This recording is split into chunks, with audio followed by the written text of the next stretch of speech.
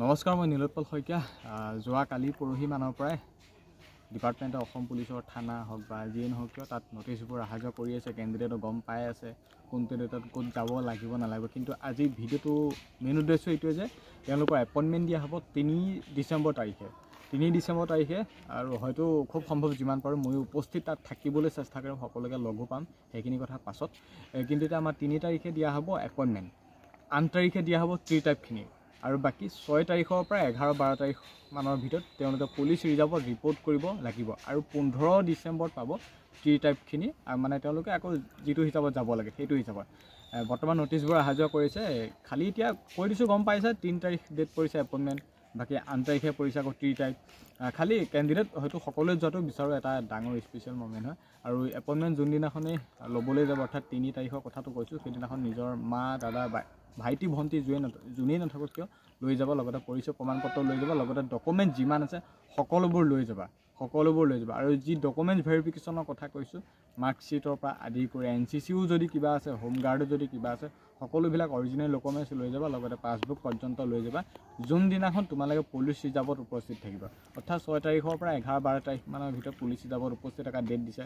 হয়তো তোমাৰ জিলা, তোমাৰ ৰিজাৰ্ভখনৰ ডেটটো হয়তো কোনোবা এটা ডেটত পৰিব, মানে এক্সট্ৰাকৈ ডেট দিব, গম পাই যাব। বোলে নগাঁও হ'লে পুলিচ ৰিজাৰ্ভত ইমানটো তাৰিখত মাতিব, গম পাই যাব, কল কৰিব। এজন দুজনৰ কেণ্ডিডেট গম পালে মোক যদি জনা, মইতো জনাই দিমেই। এতিয়া মেইন কথাটো হ'ল 3 তাৰিখে এপইণ্টমেণ্ট দিব, খুব হাতত কম সময় আছে, নটিছ পূৰা অহা যোৱা কৰি আছে। SLPRBটো দিব খুব সোনকালে নটিছ, তাত এইটো হিচাপতে মেনশ্যন কৰিব যে 3 তাৰিখে এপইণ্টমেণ্ট। এতিয়া যি ডিপাৰ্টমেণ্টে কথাবিলাক জনাই আছে, আমি গম পাইছোঁ নটিছবিলাক যিটো হিচাপত ভাইৰেল হৈছে, সেইটো হিচাপত যিহেতু SLPRBত এতিয়ালৈকে দিয়া নাই, বহুত কেণ্ডিডেটে মানে হতাশ বা ভয় হৈ আছে যে এতিয়া SLPRB দিয়া নাই, কিবা ফেক নেকি বা এনেকুৱা কিবা নেকি। আচলতে তেনেকুৱা হয়, ডিপাৰ্টমেণ্টে সকলোবিলাক নটিছে দি আছে। খালি জনাই আছোঁ, তোমালোকে নিশ্চয় গম পাইছা কোনটো ডেটত ক'ত কেতিয়া এপইণ্টমেণ্ট পৰিছে নপৰিছে। খালি 3 তাৰিখে যাবলৈ একেবাৰে নাপাহৰিবা।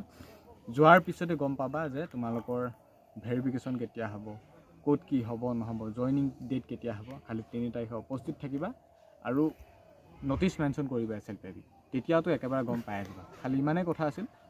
নটিছ কেইখন হৈছে এইকেইখন, ইয়াত joining instruction of constable AB UB পূৰা ফুল নটিছ আছে, কামাণ্ডো হওক বা যিয়ে নহওক কিয়। খালি 3 তাৰিখে এপইণ্টমেণ্ট। এতিয়া মই ডকুমেণ্টছখিনিৰ কথা কৈছোঁ, মন কৰিব। ডকুমেণ্টছ লাগিব আপোনালোকৰ ইয়াত চাব, এগ্ৰি মানে এজ প্ৰুফ, SSLC, কিবা বেচেলৰ ডিগ্ৰী, কিবা চাৰ্টিফিকেট আপোনালোকে যদি গ্ৰেজুৱেট কৰিছে, SSLC, HS marksheet, caste certificate, medical fitness মানে মেডিকেলটো ফিট থকাকৈ চাৰ্টিফিকেট হয়তো এখন তোমালোকে চিভিলৰ পৰা উলিয়াই লৈ যাব পাৰা। বাকী ইয়াত নটৰাইজ এফিডেভিট, গভ এইবিলাক দেখিছে। আণ্ডাৰটেকিং এফিডেভিট, মেনশ্যন অফ পাৰা 5 এপইণ্টমেণ্ট অফ অৰ্ডাৰ। বাকী Aadhaar card, passport, voter ID, licence in আইডেণ্টিফিকেশ্যনৰ বাবে আৰু NPS আণ্ডাৰটেকিং। বাকী employment exchange certificate, NCC certificate in applicable যদি আছে, এটা অৰ্ডাৰ ৰিলেভেণ্ট চাৰ্টিফিকেট, স্পৰ্টছৰ যদি তোমালোকৰ কিবা চাৰ্টিফিকেট আছে।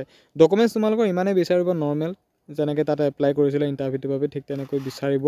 নৰ্মেল ডকুমেণ্টছে এইখিনি লৈ যাবা।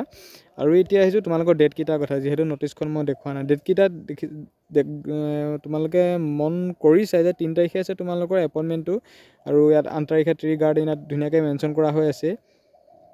ইয়াত শ্ৰী নিৰুপম হাজৰিকা APS। বাকী নটিছটো ভালদৰে মন কৰা। 2124 এইটো AB কনষ্টেবল পষ্ট। বাকী তোমালোকৰ ডেটকেইটাৰ কথা নিশ্চয় গম পালা। ডেটকেইটাৰ কথা আকৌ ইয়াত 10 তাৰিখৰ পৰা 15 তাৰিখ এইটো ট্ৰি গাৰ্ডেন। বাকী 5 তাৰিখ ইয়াত ধুনীয়াকৈ ডেটবিলাক কথা মেনশ্যন কৰা হৈ আছে। আৰু তোমালোকে 6 তাৰিখৰ পৰা 11 তাৰিখৰ ভিতৰত পুলিচ ৰিজাৰ্ভত উপস্থিত থাকিব লাগিব। এইখিনি